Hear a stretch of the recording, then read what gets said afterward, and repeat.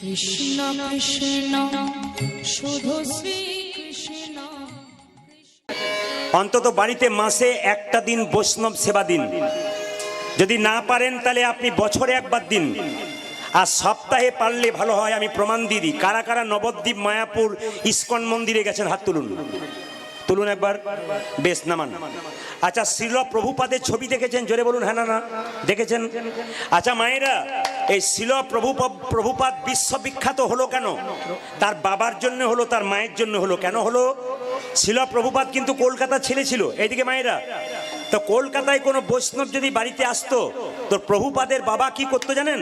ওই প্রভুপাদের বাবা ওই বৈষ্ণবকে ডেকে বলতে, একটু প্রসাদ গ্রহণ করুন, ওই প্রসাদটা আমার ছেলেকে দিন, আমাদেরকে দিন, আর আমাকে আশীর্বাদ করতে হবে না, আমার ছেলের মাথায় আশীর্বাদ করে বলুন যেন রাধা রানীর কৃপা হয়ে যায়। আপনাদের কাছে একটা নিবেদন রইল, যে যেখানে বসে আছেন, বাড়িতে যেদিন বৈষ্ণবকে সেবা দেবেন, সেদিন সেবা দেওয়ার পর বলবেন, বাবা একটু যেন আমার ছেলের আশীর্বাদ করুন, মাথাতে, মেয়ের মাথাতে আশীর্বাদ করুন, যেন রাধারানীর বা কৃষ্ণের কৃপা হয়ে যায়। আমি আপনাদের বলি, ছেলের বিয়ে দেবেন, মেয়ের বিয়ে দেবেন, সবাইকে নিমন্ত্রণ করবেন। যে ভগবানকে দিয়ে খায় তাকে আগে খাওয়াবেন। হরে কৃষ্ণ। এইদিকে তাকান, যে ভগবানকে দিয়ে খায় তাকে আগে খাওয়াতে হয় বাবা। এইদিকে ভগবানকে দিয়ে কারা খায়? ভক্ত যারা, তারা ভগবানকে দিয়ে খায়।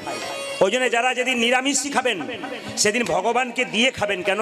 ভগবানকে দিয়ে খেলে ভগবান খুশি হয়। দীক্ষা মানে কি? দিয়ে খা।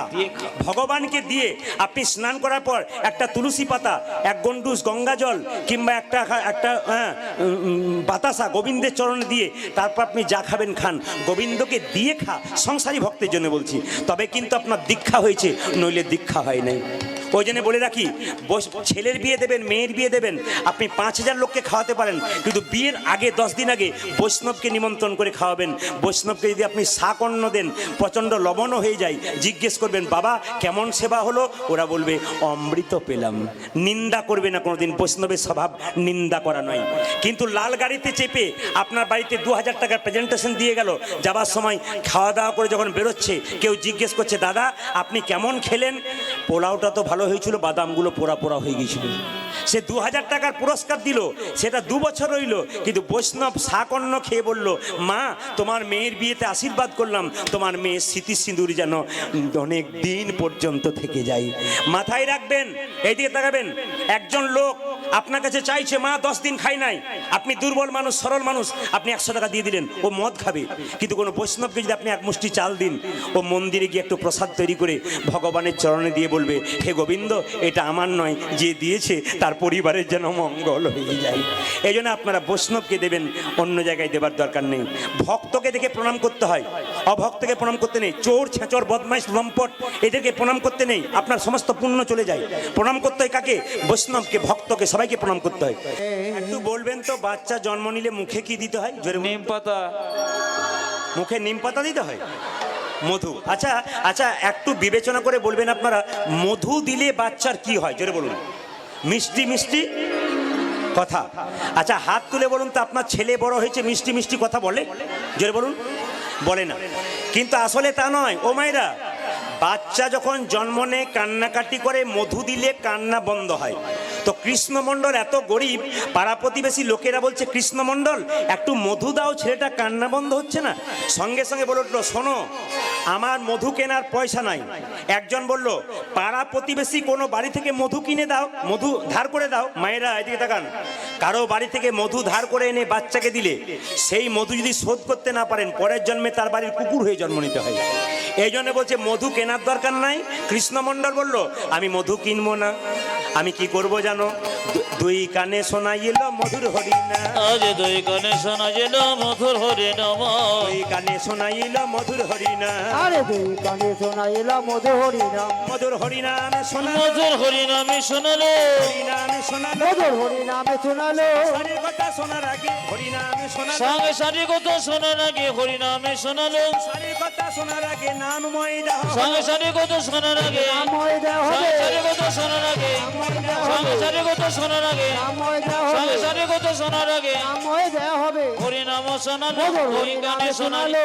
দুই কানে শোনা যেল মধুর হরি নাম এই যে দুই কানে শোনাইল মধুর হরি আচ্ছা, নাম ছেলেটার নাম বললো, পাড়ার মেয়েরা বললো এই তোরা নাম রাখতে পারবি না, দুঃখের সংসারে জন্ম নিয়েছে ওই জন্য নাম রাখলাম দুঃখী।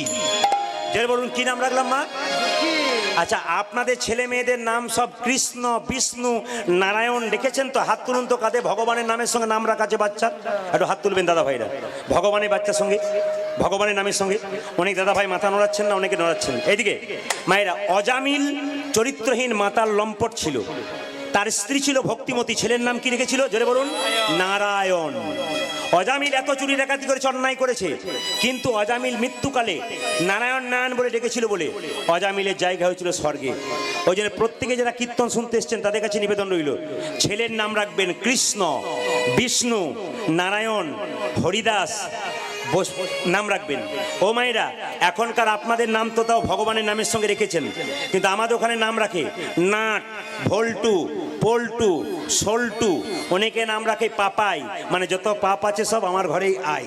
অনেকে আবার মেয়েদের নাম রাখে বিউটি। মায়েরা, বিউটি, সুইটি। আচ্ছা বলবে, কিছু মনে করবেন না, বিউটি সুইটি যখন বয়স হবে 70 বছর তখন বিউটি বলে ডাকতে পারবেন? দাঁত ভেঙে গেলে সুইটি বলে ডাকতে পারবেন না? না, বিষ্ণুপ্রিয়া, কৃষ্ণপ্রিয়া, লক্ষ্মীপ্রিয়া, এই নামগুলো রাখুন। কৃষ্ণ, ছেলের নাম কৃষ্ণ নাম রাখলে 10 বার কৃষ্ণ বলে ডাকবেন, একবার গাল দেবেন, 9 বার তো প্রেম করে ডাকবেন, আপনার কাজ হয়ে যাবে। এই জন্য যারা বাবা হয়েছেন, মা হয়েছেন, কৃষ্ণ ভক্ত সন্তান জন্ম দিতে হবে। লক্ষ্য করুন, ছোট্ট দুঃখী যখন আস্তে আস্তে বড় হলো, তার বাবা বুদ্ধি দিল, শোন দুঃখী, এই দেখ তোকে এমনি এমনি পাই নাই। মায়েদের একটা ছোট্ট নিবেদন করে যাই, দাদা ভাইয়ের একটু হাত তুলে বলবেন, বৈষ্ণবরা বাদ দিয়ে। আচ্ছা, ছেলে বড় হলে মা বাবাকে খেতে দেয়? হাত তুলে বলুন হ্যাঁ না না। খেতে দেয়? ছোট ছোট বাচ্চাগুলো বলছে না। দেখুন, এরা কিন্তু শিখছে। ওই জন্য আমি আগেই বলেছি, বাচ্চারা কিন্তু আগে শেখে। এপিজে আব্দুল কালাম বলেছেন, একটা মায়ের কোল 100টা স্কুলের সমান। একটা মায়ের কোল না 100টা স্কুলের সমান। আপনার চলা কেমন, বলা কেমন, দেখা কেমন, বাচ্চা লক্ষ্য করে। তাহলে আপনারা বলবেন বাবার কোনো দোষ নাই? অবশ্যই দোষ আছে। অনুকূল ঠাকুরজি বললেন যে মা যদি মাটি হয় তাহলে বাবা বীজ, মাটি যদি উর্বর হয় আর বীজ যদি পোকা লাগা হয় গাছ হবে? জোরে বলবেন হ্যাঁ না না। ও মায়েরা, মাটি যদি উর্বর হয়, বীজ যদি পোকা লাগা হয় গাছ হবে। তাহলে বাবাটাকেও ভালো হতে হবে, মাটাকে ভালো হতে হবে, তবে কৃষ্ণ ভক্ত সন্তান জন্ম হবে। আচ্ছা, আপনাদের ছেলে মেয়েরা বড় হলে খেতে দেয় না, আমাদের দিকেও দেয় না, কিন্তু তার আগে একটা সিগন্যাল দেয়। আপনারা দেখেছেন? আমার দিকে তাকান। আচ্ছা, ছেলেকে যখন কোলে নিয়ে থাকেন, মাথাটা কোন দিকে থাকে? এই দিকে না এই দিকে? জোরে বলুন, কোন দিকে? নিচের দিকে না ওপর দিকে? মাথাটা কোন দিকে থাকে? ওপর দিকে। পাটা কোন দিকে থাকে? নিচের দিকে। দেখবেন ছেলেটাকে কোলে নেবেন, এটাকে যখন কোলে নেবেন তখন কি বলবেন?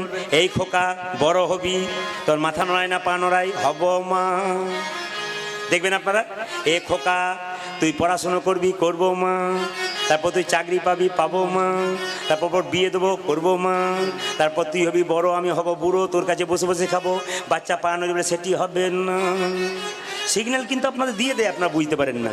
তবে হ্যাঁ, এত এত সাধুগুরু বৈষ্ণব এসছেন, আপনাদের চরণে প্রদীপ পালে দণ্ডবত কোটি কোটি প্রণাম। যারা নিচে বসে আছেন, অনেক বৈষ্ণব আছেন, প্রণাম আপনাদের চরণে।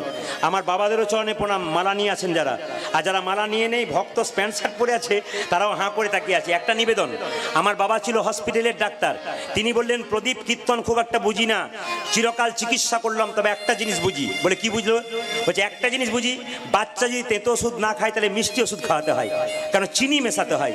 তাহলে কীর্তন করবি, তত্ত্ব বলবি, বাস্তব মেশাবি। বললাম কিরকম? এই দেখুন, বাচ্চাকে কোলে নেবেন, আপনারও হবে, আপনার বাচ্চারও হবে। কি করে হবে? কথাটার দিকে ভয় খেয়ে যাবেন না। কথাটা নারকেলের মতো, ভেতরে শ্বাস জল আছে, ওপরটা শক্ত আছে। এই দিয়ে তাকাবেন। বাচ্চাকে নিয়ে আপনার এই গানটা গান না, আপনার কাল থেকে এই গানটা গাইবেন, এই গানটা পরিবর্তন করে গাইবেন। আমি প্রথমে শিখিয়ে দিই, এই গানটা গান না, ছেলে ঘুমোলো, ছেলে ঘুমালো, আপনারা গাইবেন কিন্তু সবাই। এর মধ্যে তত্ত্ব শিক্ষা আছে। পাড়া জুড়লো, পারা জোরালো, বর গিয়েলো দেশে দেশে বলে বলিতি ধান খেয়েছি, খাজনা দেব কিসে কিসে? উলধ্বনি।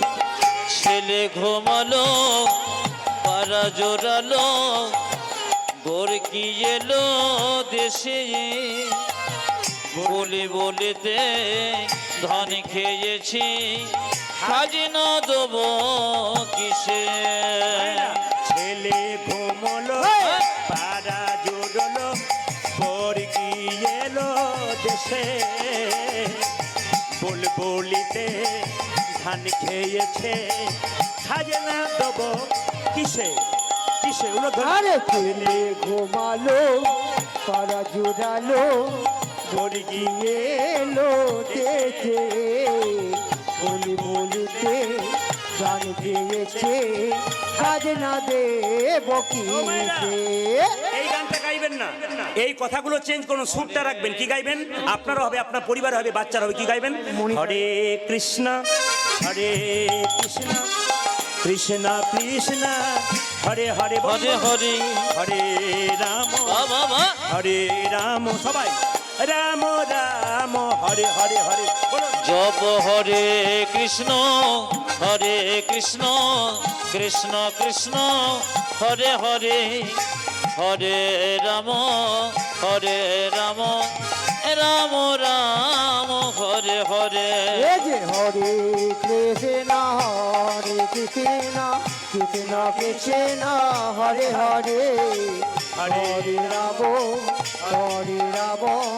রাম রাম হরে হরে হরে হরে কৃষ্ণ কৃষ্ণ কৃষ্ণ হরে হরে হরে রাম রাম রাম হরে হরে কৃষ্ণ মণ্ডলের ছেলেটা কি নাম রাখলো মা? কৃষ্ণ মণ্ডলের ছেলের নাম রাখালো দুঃখী। দুঃখী তাকে তার বাবা বলল, মহাপ্রভুর ভক্তের সঙ্গ করতে পারলে তুই মহাপ্রভুর কৃপা পাবি, জগন্নাথ মন্দিরে কৃপা করে তোকে পেয়েছি। আপনার বাচ্চাকে আপনি শিক্ষা দেবেন, ছোট থেকে ভালো কথা বলতে হয়। ও মায়েরা এইদিকে এদিকে একটা কথা বলি, যে যেখানে আছেন। সতী নারী কে ছিল মা? সীতা। যখন রামচন্দ্রের সঙ্গে বনবাসে যাচ্ছে তখন একটা মেয়ে বলে উঠলো, এ সীতা, তোর বাবা হলো রাজা, জনক রাজা, আর তোর শ্বশুর হলো রাজা, তা তোর বনে যাবার কি দরকার আছে? তোর তো প্রচুর সম্পদ, তুই বাবার বাড়ি চলে যা, বনে যাবার কি দরকার আছে? সীতা বলেছে, সীতা কহিলেন, মা সম্পদে কিবা কাম, সম্পদ মম দুর্বাদল ঘনশ্যাম। এই জন্য মায়েরা, আপনাদের আসল সম্পদ কে বলুন তো? জোরে বলুন। আপনার হাতের শাখা আর সিঁদুর। আপনাদের 5টা স্বামী আছে, কে কে? একটা সিঁদুর শিবের রক্ত থেকে তৈরি, একটা হাতের শাখা শঙ্করচূড়ের শরীর থেকে তৈরি, একটা হাতের নোয়া লোহাসুরের শরীর থেকে তৈরি, আর নিজপতি আর পরমপতি। আচ্ছা, আপনার স্বামীর সঙ্গে আপনার কি সম্পর্ক একটু বলবো? হ্যাঁ বলবেন। আপনার স্বামী আপনার গুরু হয়? জোরে বলুন। হ্যাঁ না না? জোরে বলুন। যাক, দাদারা বলছে কি যে হয় বাড়ি না গেলে বুঝবেন না। আচ্ছা, আপনার স্বামী আপনার দেবতা হয়? জোরে বলুন। যাকে এখানকার মায়েদের বুকের পাটা আছে, কেন বলতে অন্য জায়গাতে ভয়ে বলে না। আপনার স্বামী দেবতা হয়? বেশ।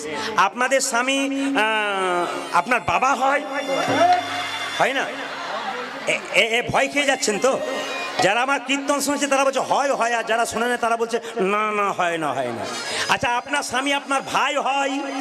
হয় না। আপনার স্বামী আপনার ছেলে হয়? না না, আমি শাস্ত্র দিয়ে প্রমাণ দেবো। এইদিকে নিমাইয়ের কবার বিয়ে হয়েছিল? আস্তে। নিমাইয়ের কবার বিয়ে হয়েছিল? জোরে বলুন। 5 বার। কবার বিয়ে হয়েছিল? 5 বার। যাক, আপনারা তাহলে জানেন।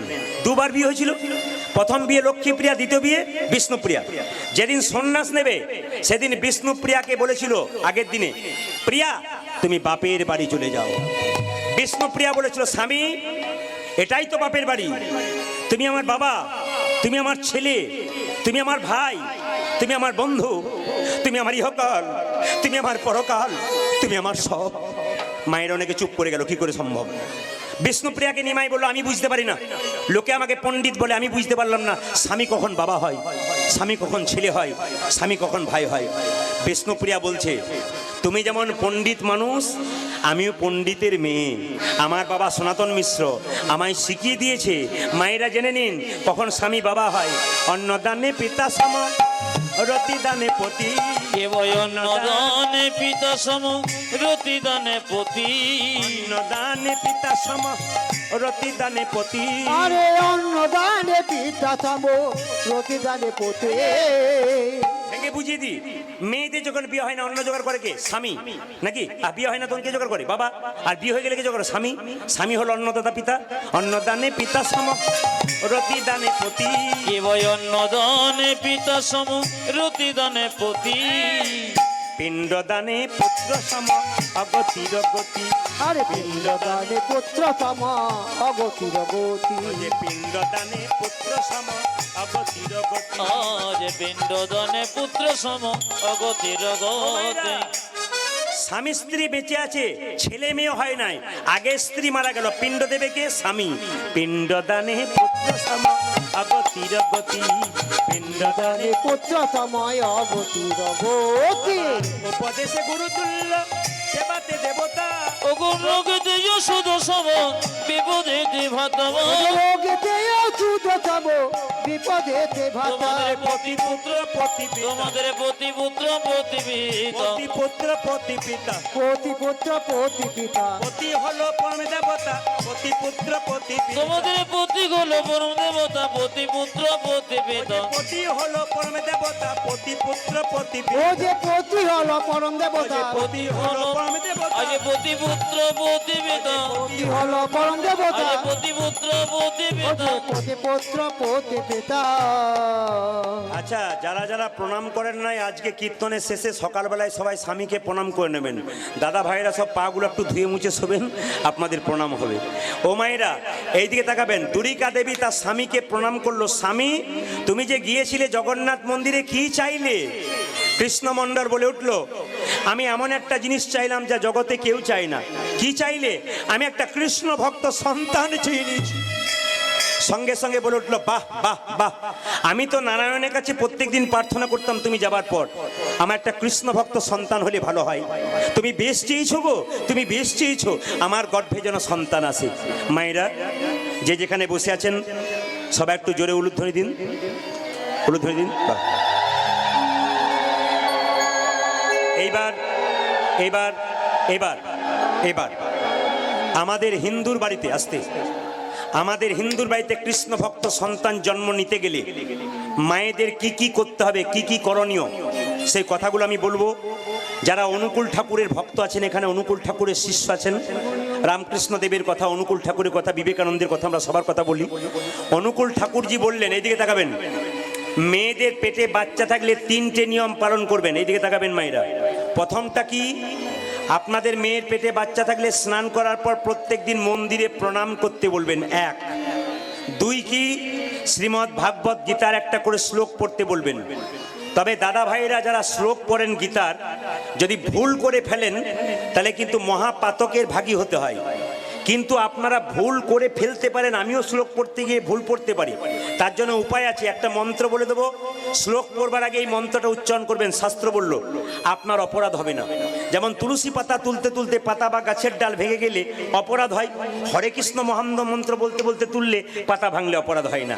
ঠিক সেরকম দাদা ভাইরা জেনে রাখুন, এই শ্লোক শব্দটা এসছে শোক শব্দ থেকে। শোক, রামায়ণের যে শ্লোক দেখেছেন আপনারা, এই শ্লোকগুলো এসছে শোক শব্দ থেকে।